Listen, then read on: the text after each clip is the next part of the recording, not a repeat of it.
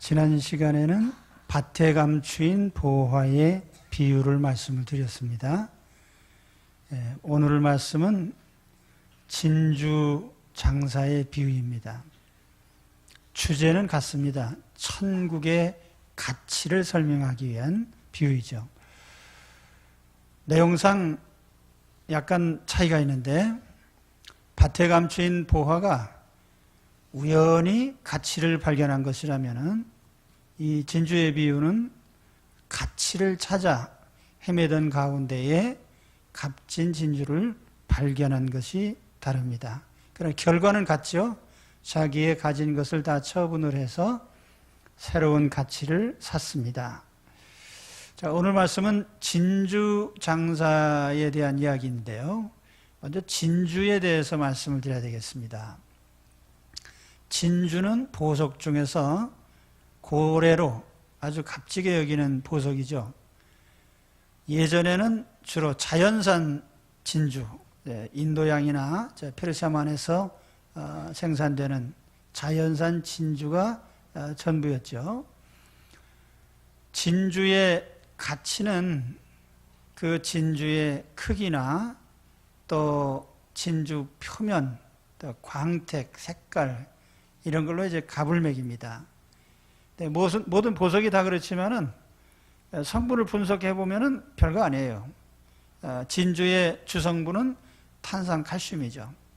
그래서 산에 약하고 또 불에 약한 그런 물건입니다. 단지 그것이 굉장히 아름다운 모양을 하고 있기 때문에 보석으로서의 가치를 인정을 받죠. 이 진주의 아무리 좋은 진주라 해도 그 진주가 그냥 전체가 다 통째로 다 진주 성분으로 된 건 아니에요. 진주 성분이 그 진주 알갱이의 표면에 대략 0.2에서 0.2mm 정도 혹은 2mm 정도 그 사이에 있는 두께를 가지고 있습니다.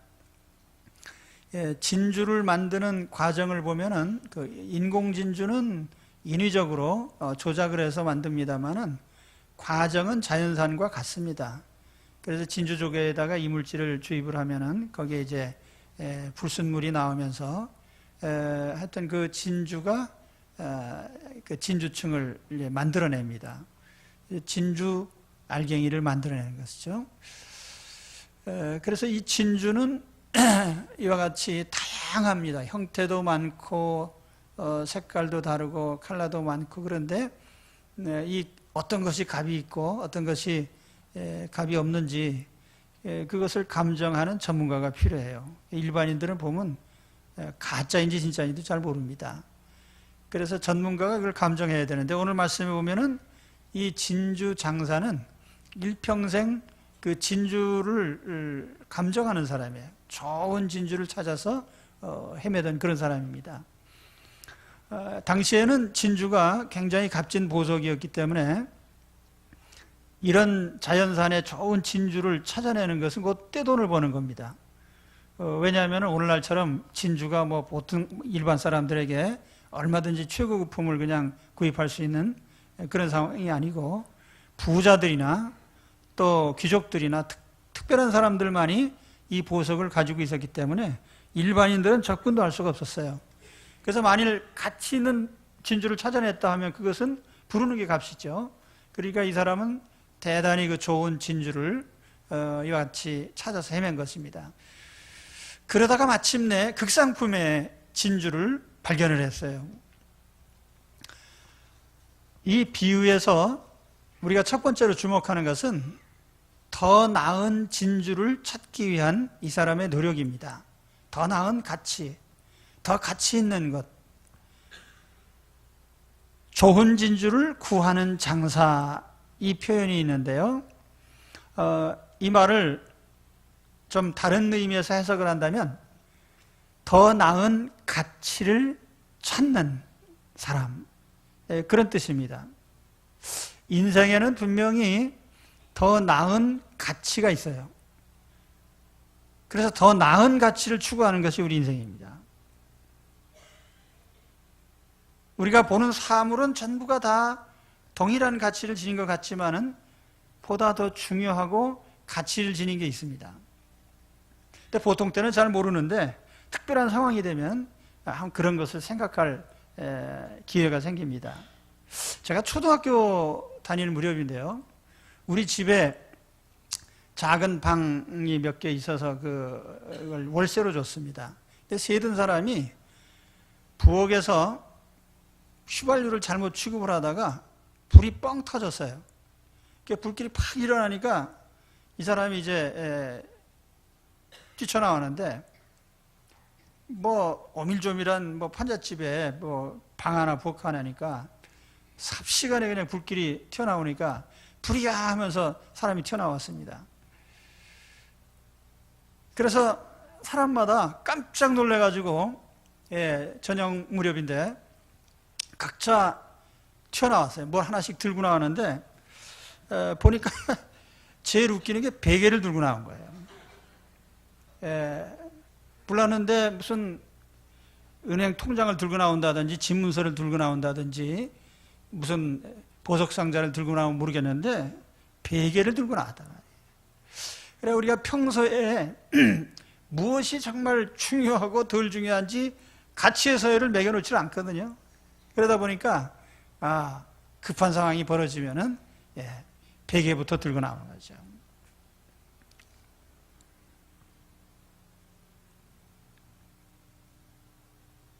하나님이 창조하신 만물 중에 인간만이 가치를 알고 가치를 찾고 가치를 매기는 존재입니다. 돼지는 가치에 대해서 생각 안 합니다. 그래서 성경에도 보면은 진주를 돼지에게 주지 마라. 가치를 모르니까요.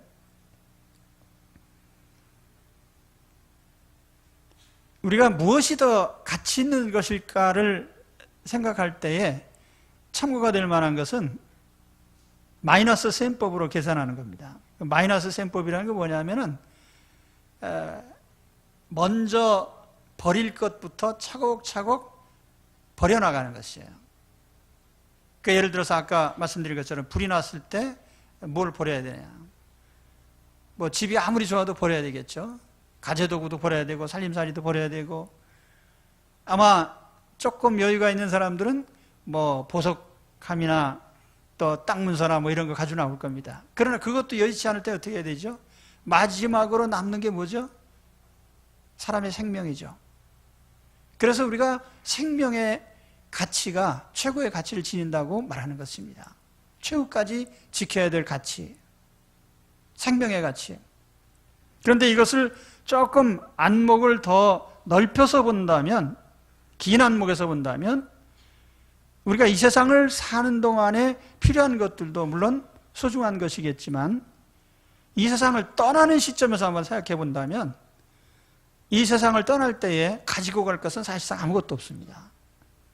그때는 우리 생명, 내 인생의 존재 자체, 그리고 내 생명을 영원히 연장해 줄 수 있는, 내가 영원히 살 수 있는 그 삶, 그것이 최고의 가치를 지닐 뿐입니다. 현세에서 살아가는 그 어떤 것도 사실은 다 버려야 될 것들이죠.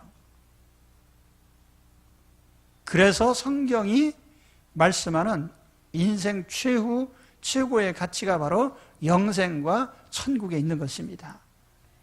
여러분, 예수 믿는 사람들에게 왜 예수 믿으세요? 라고 말하면 대부분이 나는 뭐 좀 마음이 편안하기 위해서, 또 요즘 기독교가 변질이 돼가지고 현세에서 잘 되는 것을 축복의 모든 것으로 자꾸 선전을 합니다. 그런데 잘못된 것입니다. 우리 기독교의 본질은 영생과 천국에 있어요. 예수님이 바로 그걸 주시기에 오셨습니다. 예수님이, 제가 지난 시간에도 말씀드렸죠. 나는 요한복음을 읽다가 오직 한 단어에 가장 큰 은혜를 받았습니다. 영생. 예수님이 내게 주시려고 하시는 것은 영생이에요. 그 영생을 주시려고 예수님께서 십자가에서 죽으시고 이 땅에서 모든 복음을 전파하신 것입니다. 영생과 천국. 그래서 천국은 궁극적으로 우리가 얻어야 될 최고의 가치예요. 바로 그 점에 대해서 오늘 이 말씀을 통해서 확실히 마음에 생각을 굳히시기 바랍니다. 교회 오래 다닌 분도 당신 왜 교회 다녀요? 라고 말하면 어정쩡하게 대답하십니다. 나는 영생과 천국을 얻기 위해서 예수 그리스도를 믿습니다. 세 사람이 아멘하셨어요. 나머지 뭡니까? 여러분 왜 교회 다니세요? 영생과 천국을 얻기 위해서 예수님을 믿습니다. 오늘 먼저 이 천국의 가치를 다 함께 새롭게 인식하는 그런 계기가 되시기를 바랍니다. 그 다음에 이 비유에서 또 한 가지 중요한 주제는 이 진주를 발견했을 때 모든 것을 다 처분을 해서 그 진주를 샀다는 점이죠. 그건 앞서서도 말씀드린 바 있습니다. 최고의 가치를 발견했을 때 이전의 가치는 양도하거나 버려야 됩니다. 고상한 말로 하면 가치의 교환이죠. 더 나은 가치를 위해서 그보다 못한 가치는 포기하고 버리는 것입니다. 그래서 성경에 위대한 신자들, 신앙의 선배들이 보여준 것이 뭐냐면은 더 나은 가치를 위해서 그보다 못한 가치는 버리는 거예요. 포기하는 거예요. 그것이 우리의 신앙입니다. 우리가 그리스도를 믿는 생활을 하면서 왜 땅에 붙어서 세속적인 삶에서 벗어나지 못하는가? 더 나은 가치에 투자하지 않기 때문에 그런 거예요. 더 나은 가치를 얻기 위해서 그보다 못한 가치를 버리지 못하기 때문이에요. 아브라함이 갈대아 우르를 떠날 때 하나님께서 말씀하셨습니다. 너는 내 본토, 친척, 아버지 집을 떠나라. 그리고 내가 지시할 땅으로 가라. 갈대아 우르는 아브라함의 고향입니다. 거기에는 요즘으로 말하면 집도 있고 땅도 있어서 부동산이 잔뜩 있었습니다. 그리고 거기에는 친척들이 많이 있었어요. 친인척, 요즘 말로 하면 인적인 네트워크가 잘 되어 있는 그런 사회에 있었어요. 인간관계, 세상 살아가는데 인간관계가 얼마나 중요해요. 그런데 인적인 네트워크가 딱 되어 있는 그 고향 땅, 거기에다가 아비집이라고 하는데 이것은 상속을 암시하는 말입니다. 아브라함은 아버지가 가지고 있던 그 많은 이권과 재산들을 상속받을 수 있는 그 자리에 있었어요. 그런데 하나님이 너 그거 다 버려라. 내가 지시할 새로운 땅으로 가라. 그 새로운 땅으로 가면 자기가 지금까지 가지고 있었던 모든 권리들을 포기해야 되는 거예요. 부동산도 포기해야 되고 인적인 네트워크도 다 포기해야 되고 아버지의 상속권 다 포기해야 되는 것입니다. 그럼에도 불구하고 아브라함이 떠났습니다. 왜냐하면 새로운 신분, 하나님의 자녀로 살아가는 그것이 더 가치가 있었기 때문이죠.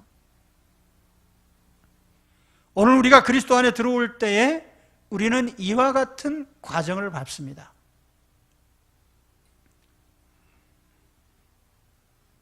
그리스도를 알기 전에 가지고 있던 가치를 흔쾌히 포기할 수 있는가?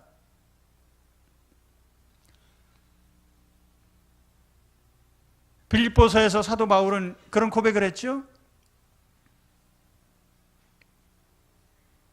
내가 예수 그리스도를 아는 지식이 너무나 고상하기 때문에 예수님을 소유하기 위해서 그 전에 내가 가지고 있던 것들은 다 배설물과 같이 버렸다. 거기에는 바울이 태생적으로 갖고 있는 모든 특권들이 다 들어있습니다. 바울은 날 때부터 로마 시민권자예요. 당시의 로마 시민권은 아무나 가지는 게 아닙니다. 상당히 재산도 있고 권세도 있어서, 그래서 로마 시민권을 돈으로 사든지 아니면 태생적으로 로마 시민이든지. 그런데 바울은 로마 시민권자예요. 집안이 좋다는 얘기입니다. 상속권도 당연히 있겠죠. 유대 랍비 교육을 받은 사람이에요. 최고의 철학을 배운 사람입니다. 바울이 아테네 가서 설교한 내용을 들어보면 상당히 철학적인 지식이 많은 사람이에요.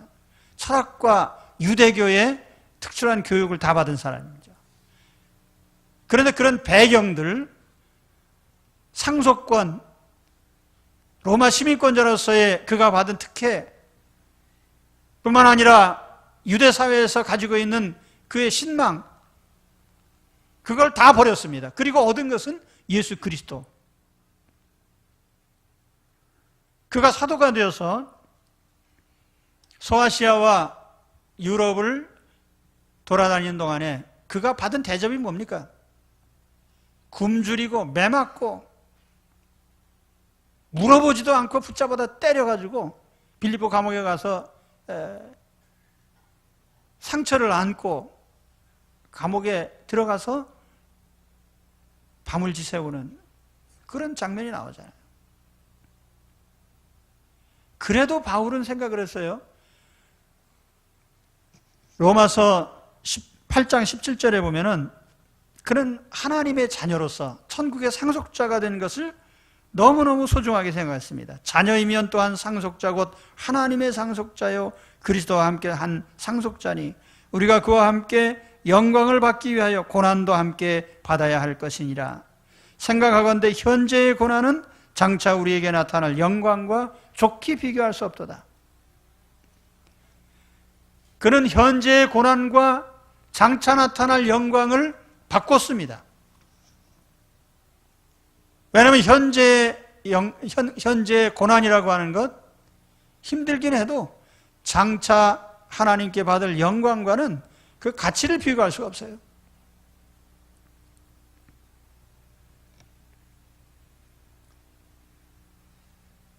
예수 그리스도를 통해서 천국을 얻고 천국 시민이 되고 하나님 나라를 소유할 수 있는 이 최고의 가치를 위해서 바울은 그 생애의 모든 것들을 기꺼이 포기했던 것입니다.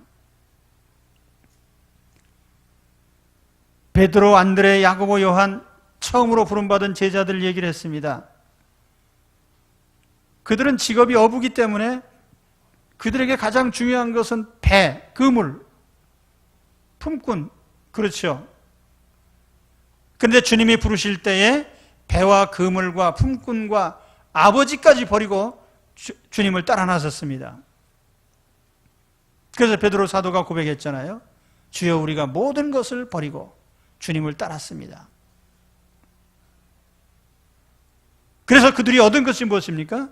예수 그리스도, 그리고 그리스도를 통해서 얻은 하나님 나라, 천국.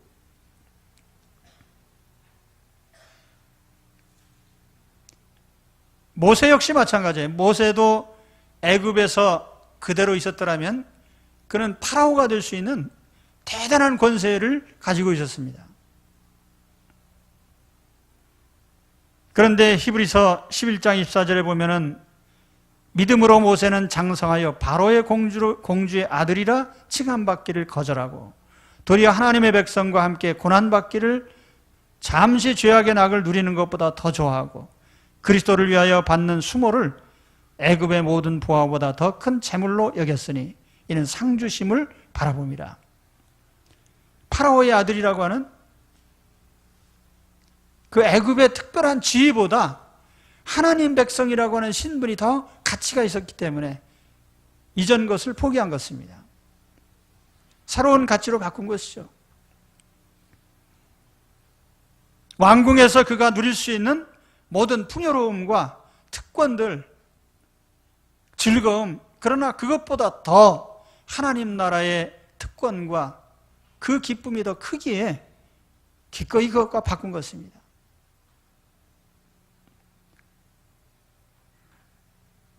자, 오늘 우리는 예수 그리스도를 믿으면서 어떤 가치의 교환이 있었습니까?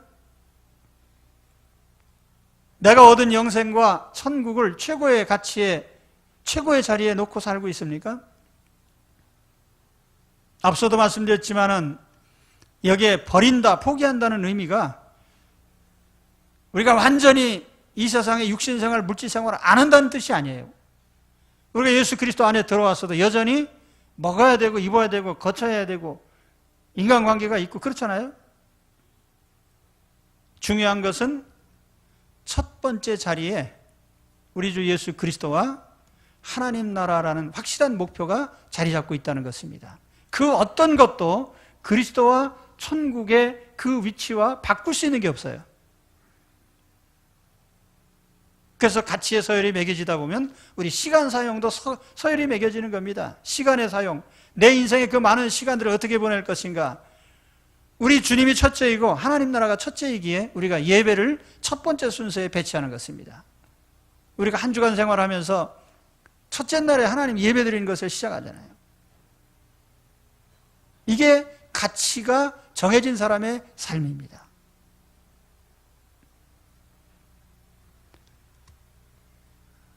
참 요즘에 돈이 지배하는 사회에 살면서요, 굉장히 큰 좌절감도 느끼고 또 난감해요.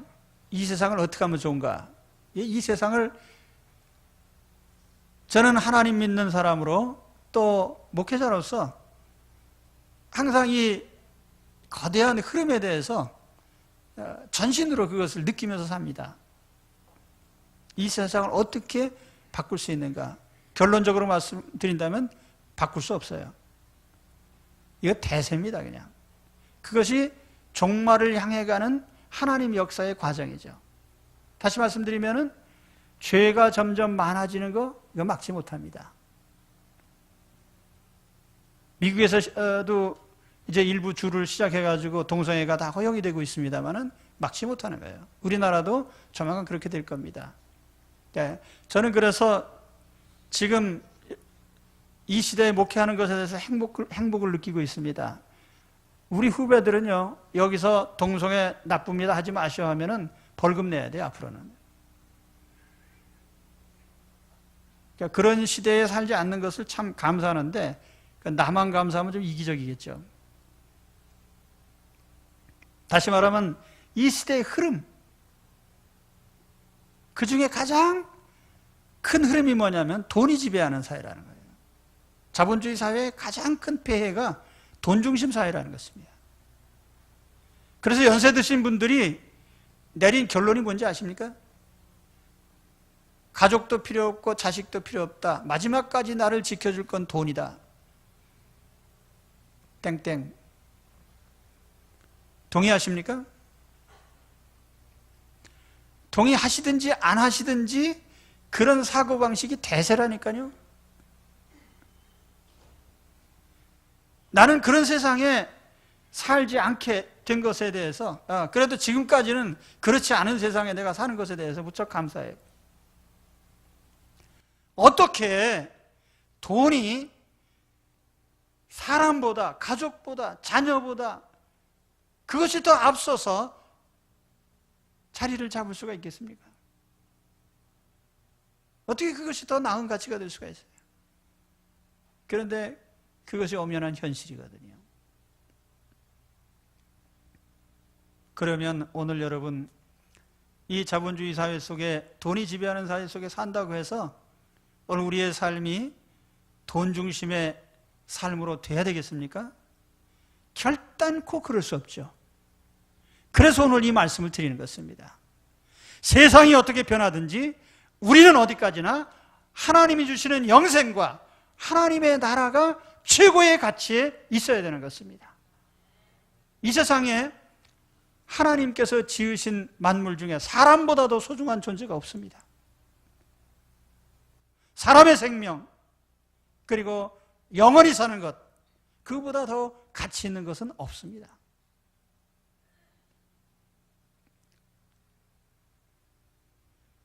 오늘 그래서 이 말씀을 우리가 묵상하면서, 그래, 내 인생에 가치 있는 영생과 천국을 첫째로 삼고 살아야지. 마음의 질서가 좀 바로 세워지시기를 바랍니다. 우리가 교회 오는 시간은 영적으로 입원하는 시간이에요. 입원해서 뭘 치료하느냐? 잘못된 사고방식을 치료해야 돼요. 잘못된 가치관 치료해야 됩니다.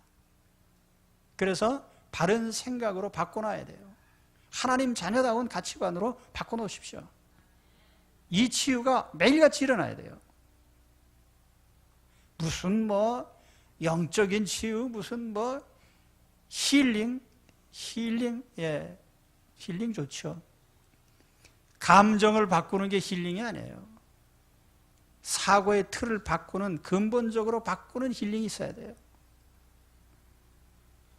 오늘 그리스도 안에서 하나님의 자리에 나올 때마다 생각을 또 고치시기 바랍니다. 마지막으로 한 가지요. 요나 얘기를 하면서 말씀을 맺으려고 합니다. 요나에 대해서는 여러분 잘 아시잖아요. 요나 선지자. 하나님 말씀을 전하는 사람. 근데 하나님께서 요나를 불러서 야, 너 저 니느웨에 가서 복음을 전해라. 요나는 니느웨로 가는 게 너무너무 싫었어요. 왜냐하면 니느웨는 때만 되면 이스라엘에 쳐들어와서 약탈하는 고약한 원수 나라거든요. 내가 왜 원수 나라에 가서 하나님 말씀을 전합니까? 나 안 갑니다. 그래서 다시스로 가는 배를 타요. 스페인으로 가는 배를 타고 한참을 멀쩡하게 가다가 풍랑이 일어났습니다. 배가 뒤집히게 생겼어요. 그러니까 배에 타고 있던 사람들이 저마다 자기의 신의 이름을 불렀습니다. 그런데 그 순간에도 요나는 배 밑장에서 자고 있었기 때문에 사람들이 깨웠어요. 야, 너 도대체 뭐 하는 사람이냐? 너도 네가 믿는 하나님께 기도해라. 그러면서 배 안에 타고 있던 사람들이 제비 뽑기를 했습니다. 도대체 누구 때문에 풍랑이 일어나는지 한번 알아보자. 그랬더니 당연히 누가 당첨됐겠습니까? 요나가 당첨됐죠. 왜냐하면 하나님이 그렇게 하셨으니까. 그 요나가 뻔뻔하게 얘기를 합니다. 나는 저 땅과 바다를 지으신 하늘의 하나님을 섬기는 사람이요. 근데 내가 하나님의 뜻을 어겼기 때문에 풍랑이 일어난 겁니다.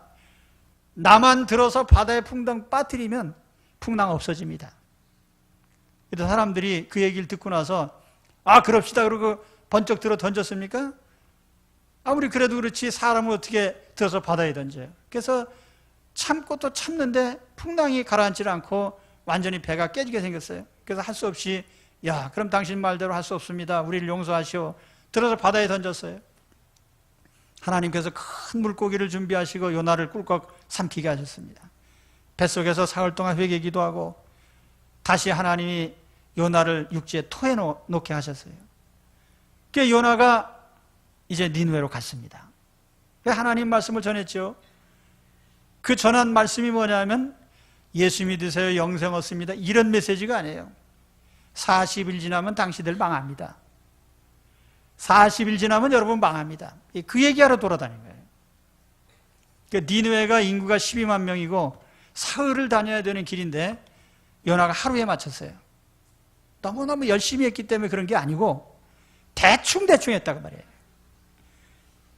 니들 40일 지나면 망한다. 니들 40일 지나면 망한다. 그러면서 듣거나 말거나 하고선 끝. 그리고 이렇게 지켜보니까 이상한 일이 벌어지는 겁니다. 왕부터 시작해가지고 대신들, 백성들이 금식하면서 회개하고 그러니까 이게 이상해진 거예요. 요나는 망하기를 바랬거든요. 그래서 하나님께서 망하게 안 하시고 이 사람들이 회개하고 고치고 이러니까 요나가 오히려 화가 났습니다. 하나님, 이 사람들이 이렇게 회개시킬 거면 애당초부터 날 보내시지 마시지. 뭘 물고기 뱃속에 고생하게 하시고 저 사람들 이제 하나님께서 벌 안 주실 거 아닙니까? 그럼 차라리 나를 죽여주시지. 하고 요나가 화를 냈단 말이에요. 그래서 요나가 아무튼 어느 장소에 자리 잡고 앉아가지고 니느웨 성을 쳐다보면서 구경을 하고 있었어요. 저는 뭐 성이 망하나 안 망하나 보자. 그런데 이게 안 망한단 말이에요. 그래서 하나님께서 그 요나에게 뙤약볕 아래 앉아있는 게 안쓰러워가지고 박넝쿨을 준비하셨어요. 박넝쿨이 그늘을 시원하게 해주니까 요나가 너무 좋아가지고 정말 기뻐했습니다. 그런데 다음날 아침에 벌레가 나와가지고 박넝쿨을 갉아먹었어요. 해가 또 쨍쨍 내리쬐니까 뜨거워서 이제 죽을 지경인데 사실은 햇빛보다 더 기분 나쁜 것은 신경질 나는 거예요. 하나님께서 저 사람들을 멀쩡히 살려내실 거면 뭐라 나더러 이렇게 고생을 시키셨나. 그 화를 냈더니 하나님이 네가 그렇게 화내는 게 이게 온당한 일이냐. 그랬더니 요나가 뭐라고 한지 아세요? 내가 화를 내다가 죽어 자빠져도 정당합니다. 하나님 앞에 이렇게 말한 사람은 제가 성경에 보니까 딱 한 사람밖에 없어요. 요나밖에. 화를 내다가 죽어도 괜찮다는 거예요. 하나님 앞에. 그 차라리 죽여달라는 거죠.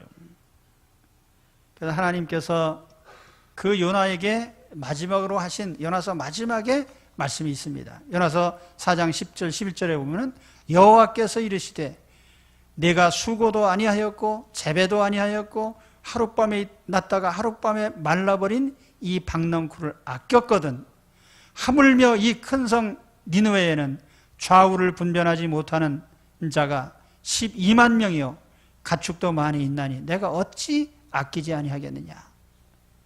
우리가 그 요나를 통해서 배울 수 있는 것은 요나가 생각하는 가치와 하나님이 생각하는 가치가 너무너무 다르다는 거예요.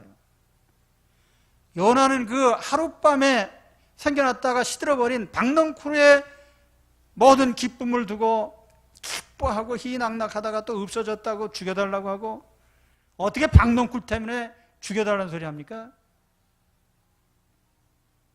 이것이 이 세상 사람들의 가치체계라는 거예요. 그다지 중요하지 않은 그 잠깐의 기쁨, 그것 때문에 거기다 목숨까지 건단 말이에요. 그게 인생이라는 거예요.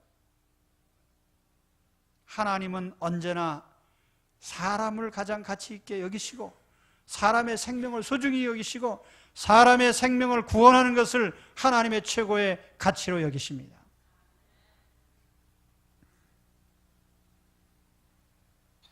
그리고 우리 인생들에게 준비해 두신 최후 최고의 축복이 바로 천국인 것입니다.